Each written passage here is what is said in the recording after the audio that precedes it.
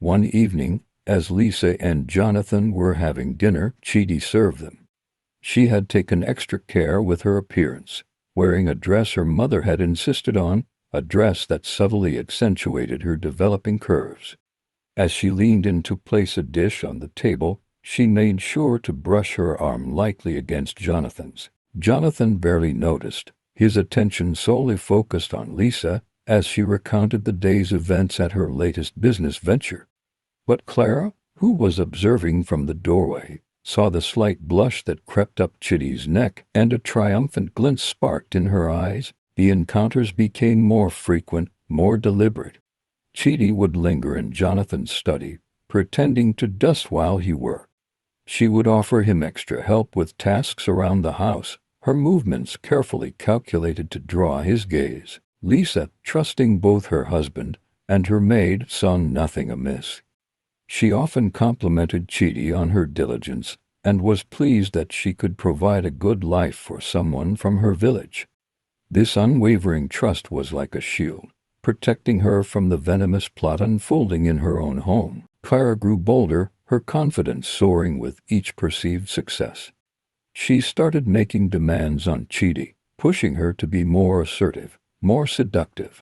She even began to subtly poison Lisa's name in Chidi's ear, painting her as someone who looked down on them, someone who had simply been lucky. One afternoon, Clara found Chidi looking troubled.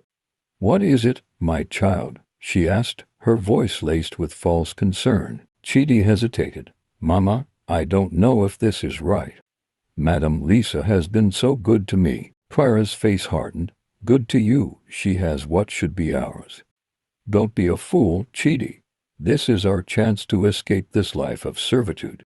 Think of the future, the beautiful clothes, the respect. You deserve it all." Clara's relentless manipulation began to wear down Chidi's resistance. The allure of life of comfort and luxury, coupled with her mother's constant pressure, started to outweigh her sense of gratitude towards Lisa. The supplements were working, her body was changing, and a dangerous idea began to take root in her mind. Perhaps she could have this life. Perhaps she could be the one to capture Mr. Ashton's heart. Unbeknownst to both Clara and Chidi, Jonathan had started to notice the subtle changes in Chidi's behavior. He was a perceptive man, and while he initially dismissed her lingering glances as youthful admiration, they were becoming more pointed, more intentional. He hadn't said anything to Lisa yet, not wanting to cause unnecessary alarm, but a seed of unease had been planted in his mind. He decided to observe more closely, unaware of the intricate web of deceit being woven by the woman he had unknowingly brought into their home. The stage was set for a confrontation, a clash between loyalty and betrayal, gratitude and greed, with Lisa standing unknowingly at the center of it all. Lisa, always eager to share her good fortune, decided to take Chidi on a business trip to China. She was planning to expand her boutique to include imported Chinese silks, intricate porcelain, and high-quality hair extensions.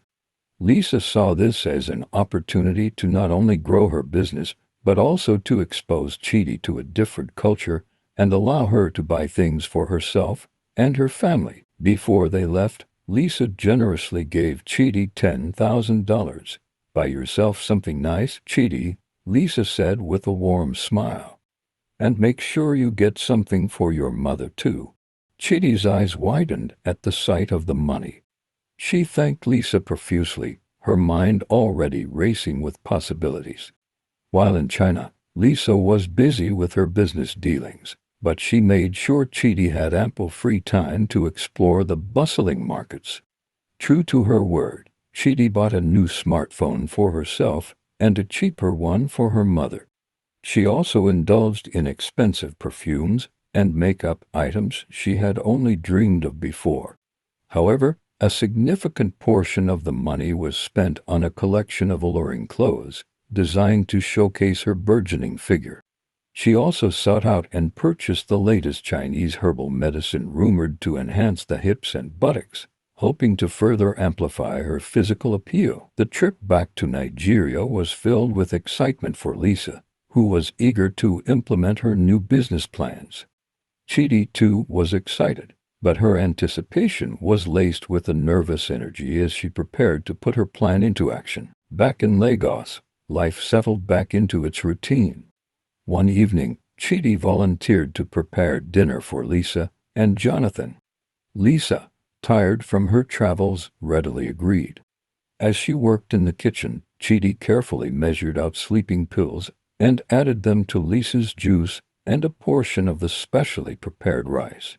For Jonathan's meal, she went a step further, adding a potent strain of marijuana known as Colorado and a male sexual enhancement drug. Her heart pounded in her chest as she served the food, a mixture of guilt and wicked anticipation churning within her. Lisa ate her dinner and drank her juice, feeling a wave of tiredness wash over her sooner than usual. She bid Jonathan good night and went to bed, falling into a deep, unnatural slumber. Jonathan, meanwhile, finished his meal. He initially felt a pleasant relaxation, but soon the effects of the drugs began to take hold. He felt a strange combination of euphoria and heightened senses, followed by an intense wave of physical desire.